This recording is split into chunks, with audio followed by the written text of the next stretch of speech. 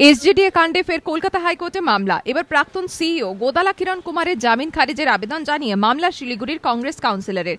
এসজেডিএতে দুর্নীতির অভিযোগে 30 নভেম্বর গ্রেফতার হন সংস্থার প্রাক্তন সিইও ও মালদার জেলা শাসক কিরণ কুমার। তাকে 4 দিন পুলিশ হেফাজতে রাখার নির্দেশ দেয় আদালত। জেলা শাসককে গ্রেফতার করায় ওই দিনই শিলিগুড়ির পুলিশ কমিশনারের পদ থেকে সরিয়ে দেওয়া হয় কে জয়রামনকে। এর 24 ঘন্টার মধ্যে কিরণ কুমারকে ফের আদালতে হাজির করে পুলিশ। জামিন পান তিনি। শুক্রবার কলকাতা হাইকোর্টে গোদালা কিরণ কুমারের জামিন খারিজের আবেদন জানিয়ে মামলা করেন শিলিগুড়ি পুরসভার কংগ্রেস কাউন্সিলর সুজয় ঘটক।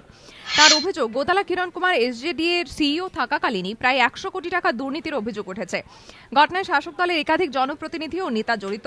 কিরণ কুমারকে জেরা করলেই অভিযুক্তদের নাম প্রকাশ্যে আসবে। সেই কারণে এসজেডিএ এর প্রাক্তন সিইও কে আড়াল করতে চাইছে রাজ্য সরকার।